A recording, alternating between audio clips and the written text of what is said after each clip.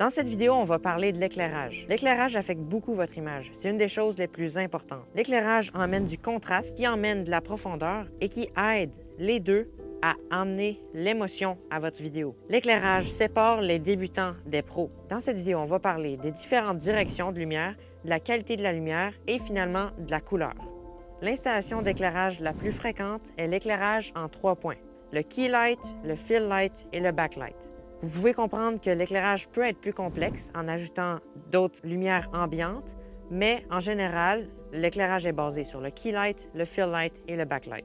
Premièrement, à propos de la direction de l'éclairage, je vais vous partager 5 positionnements les plus communs que j'utilise lors de mes tournages. Ils sont tous basés principalement sur le positionnement du key light. C'est pourquoi je vais vous montrer ces exemples en déplaçant mon key light. Premièrement, on a l'éclairage plat. L'éclairage plat élimine les ombres et il n'est vraiment pas très dramatique. Il est très neutre. C'est plutôt un ton joyeux et simple. Il est souvent utilisé pour des annonces ou pour des émissions de télé filmées dans un studio, par exemple. Deuxièmement, on a l'éclairage Paramount. Il est nommé ainsi parce que Paramount l'a utilisé beaucoup pour filmer ses actrices populaires. On le reconnaît à cause de l'ombre qui apparaît sous le nez, qui ressemble à un papillon. Il est aussi appelé éclairage papillon. Il faut faire attention de ne pas avoir notre key light trop loin parce que sinon on va avoir des yeux de panda qui vont apparaître sur notre sujet et ça ne sera pas très esthétique ou professionnel. Ça peut être utilisé dans un scénario d'horreur par exemple, mais à moins que ce ne soit pas le look que vous cherchiez, faites attention de ne pas aller trop loin avec votre key light. C'est un look plus dramatique que l'éclairage plat, mais c'est un éclairage aussi plus féminin. Troisièmement, on a le loop lighting. On l'appelle ainsi à cause de la loupe qui se crée en dessous du nez. C'est un éclairage que vous pouvez utiliser sur des visages plus ronds pour les amincir. C'est un éclairage qui est encore plus dramatique que le Paramount et il est assez universel. Quatrièmement, on a l'éclairage Rembrandt. Il est nommé ainsi à cause du peintre Rembrandt qui l'a utilisé beaucoup dans ses peintures. On peut voir ici qu'on a le loop lighting. Maintenant, si on place notre lumière plus loin, on va voir un triangle se former sur la joue opposée de notre key light sur notre sujet. C'est ce triangle spécifiquement qui démarque l'éclairage Rembrandt. C'est un des éclairages les plus populaires dans l'industrie. C'est un éclairage plus dramatique que le loop lighting et c'est un éclairage qui est plus masculin. Pour le meilleur résultat, je vous conseille de placer votre key light à mi-chemin entre devant votre sujet et à son côté et entre au-dessus de votre sujet et au niveau des yeux.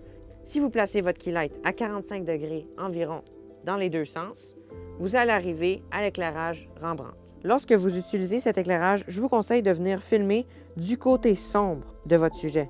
Ça va ajouter plus de profondeur à votre image. Tandis que si vous venez filmer du côté clair, il va avoir moins de profondeur. Lorsque possible, et si ce que vous recherchez, c'est créer plus de profondeur, mettez votre caméra du côté plus sombre de l'image. Cinquièmement, on a l'éclairage divisé. On l'appelle ainsi à cause de la division qui se forme au milieu du visage. On place notre key light complètement sur le côté de notre sujet et on crée cette division. Encore une fois, c'est un éclairage qui est plus masculin. Il est souvent utilisé pour, par exemple, une vidéo de fitness dans un gym où ça va être plus dramatique et intense. On va utiliser le split lighting pour cette situation. Donc, pour cet exemple, je vais placer mon key light en éclairage comme ce que vous voyez ici. Je ne mettrai pas de fill light. C'est pas un style que j'utilise beaucoup. Mais sachez que si vous voulez que votre image soit moins dramatique, vous pouvez venir mettre une deuxième lumière moins intense du côté opposé de votre key light pour remplir les ombres sur votre sujet. Vous pouvez aussi utiliser un réflecteur 5 en 1 au lieu d'utiliser une lumière. Maintenant, je vais ajouter mon backlight.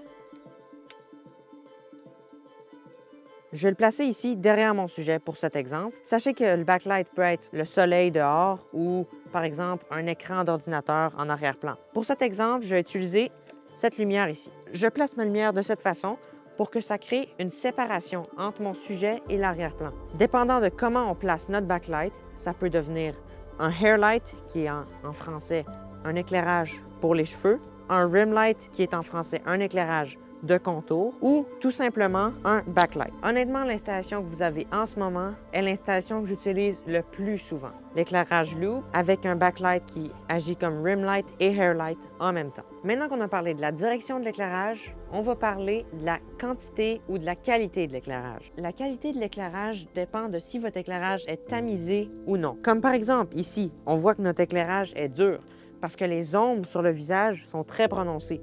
Tandis que si je place ici mon tamis, on voit que les ombres sur mon sujet sont beaucoup moins prononcées. Votre éclairage sera plus tamisé s'il est plus grand que votre sujet et s'il est près de votre sujet. Parce que vous pouvez vous rappeler que le soleil est très grand, mais que puisqu'il est loin, ça apporte de la lumière dure à notre visage. C'est pourquoi filmer dans une situation nuageuse est très intéressante, puisque les nuages agissent comme un immense key light très tamisé sur notre sujet. Vous pouvez voir ici, par exemple, si mon key light est loin de mon sujet, l'éclairage est très dur sur le visage. Tandis que si je mets mon tamis devant, près du visage, on voit qu'il n'y a pas beaucoup d'ombre sur le visage. Donc la qualité de l'éclairage dépend de la quantité de votre éclairage, de la distance de votre éclairage et de la grandeur de votre éclairage. Ça dépend complètement de votre style ou de l'émotion que vous voulez amener. Si l'émotion que vous voulez amener est joyeuse et simple, vous pouvez placer votre tamis devant votre lumière dure et vous allez créer un éclairage qui va être plus tamisé. Les ombres sur votre sujet vont être moins prononcées et ça va être un éclairage qui va être plus joyeux. Tandis que si votre éclairage est plus dramatique, vous pouvez laisser votre éclairage dur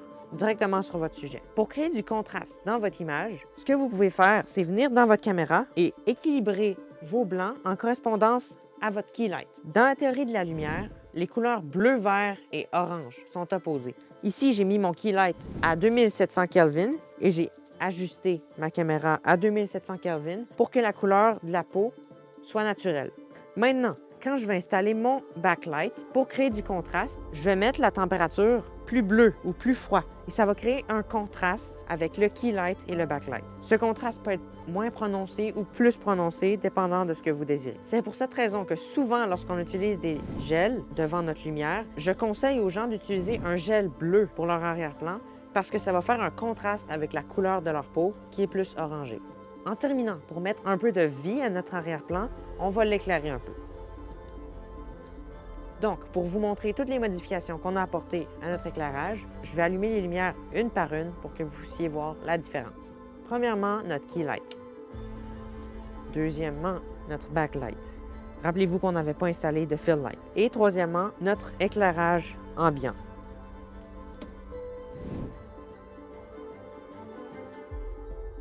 Merci d'avoir regardé. J'espère que cette vidéo a pu être utile. Sois à l'aise d'être créatif avec les différents positionnements et styles d'éclairage que tu vas utiliser. Comprends qu'il n'y a pas une bonne réponse, mais que tu peux adapter l'éclairage à la situation particulière qui t'est présentée.